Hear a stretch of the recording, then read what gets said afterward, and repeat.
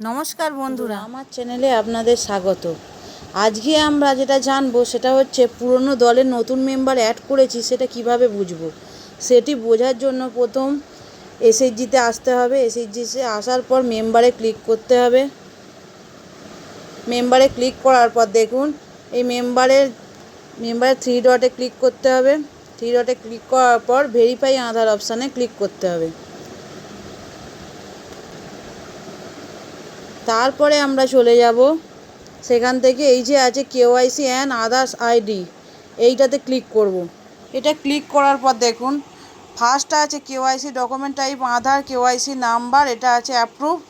আর সেকেন্ডটা যেটা others ID NRLM বলে একটা আইডি কোড দেওয়া আছে। পুরনো মেম্বারের ক্ষেত্রে এই দুটো আইডি আসবে, কেওয়াইসি ডকুমেন্টসটাও আসবে আর আধার আইডিটাও আসবে। আর নতুন মেম্বার যেগুলো অ্যাড করেছি পুরনো দলে সেইগুলোতে আপনাদের দেখাবো, সেটাই কেবলমাত্র কেওয়াইসি ডকুমেন্টসটা আসবে, আদার্স আইডিটা আসবে না। সেটা দেখানোর জন্য আপনাদের ব্যাকে যাচ্ছি।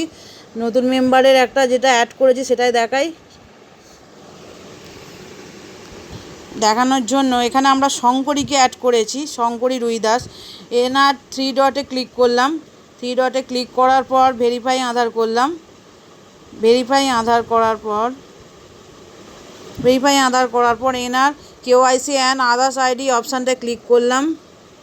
ক্লিক করার পর দেখুন এবার কেওয়াইসি ডকুমেন্ট শুধুমাত্র এনার আছে, আদার্স আইডি কিছু নেই।